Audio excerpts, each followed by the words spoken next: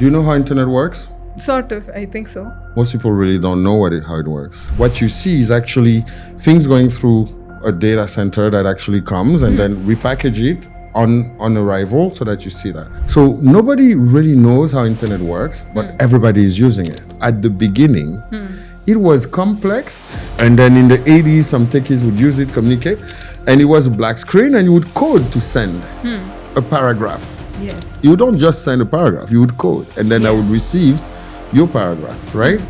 And then came World Wide Web. That's where the revolution began. Because suddenly you could just go on a page, consult, and it was broken down to the simplest possible way for the masses to start using. We are getting to something similar with Web3 and blockchain.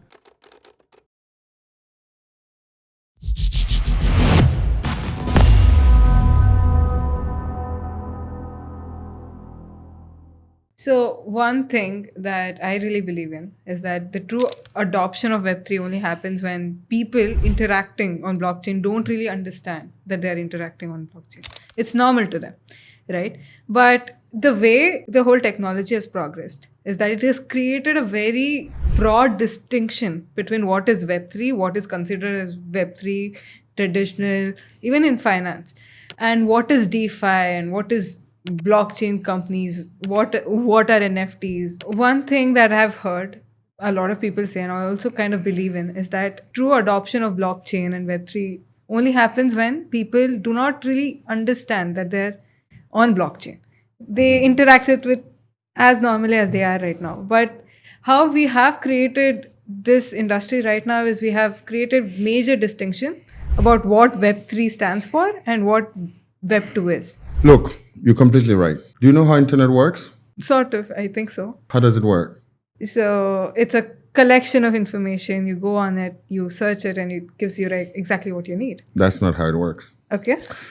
Right? And actually, you're probably the closest, but most people really don't know how it works. Internet is basically you sitting on this laptop, right? And even when you're sending me an email, right? The information goes into packets of information, takes different routes. And then when it got, that's why you call them routers, right? Yeah. And then it got at some point and the information is repackaged for you to be able to read it and consume it in a sensible way. Yeah. The same way for a website. What you see is actually things going through a data center that actually comes and then repackage it on arrival so that you see that. Yeah.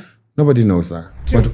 But who cares, right? Yeah. Okay. So nobody really knows how internet works, but everybody is using it. And it's the same for so many things. Yes. The mistake in the crypto and blockchain industry, right, is that because it had been so marginalized, right, because it was using underground communication to fight its right to exist, it was led by those who built it. And they were not communication people. One, they were techies, right?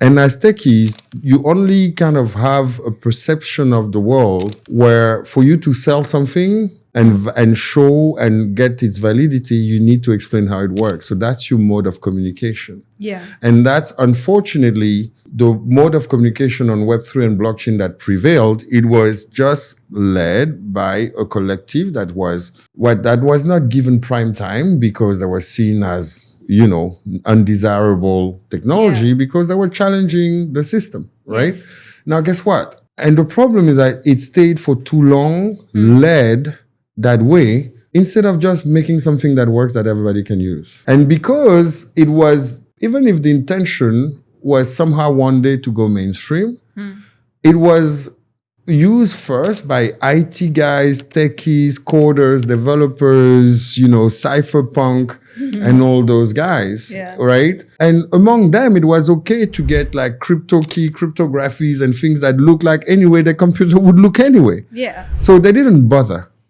Okay. Now, where it becomes very powerful is actually internet. What people don't realize was the same at the beginning. It was complex.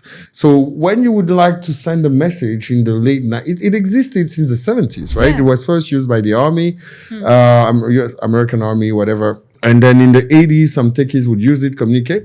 And it was a black screen and you would code to send a paragraph. Yes. You don't just send a paragraph, you would code. And then I would receive your paragraph, right? And then came World Wide Web. That's where the revolution began.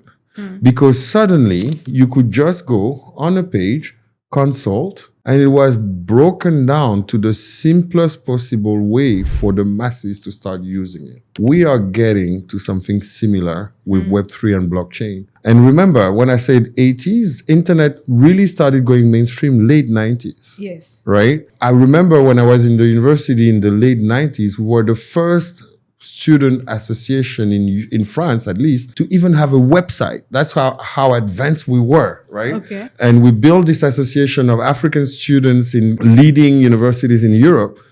And when we started building, people thought we were like a bunch of crazy people, right? Yeah. What, you building a website? I was like, yeah, because we all decentralized, right?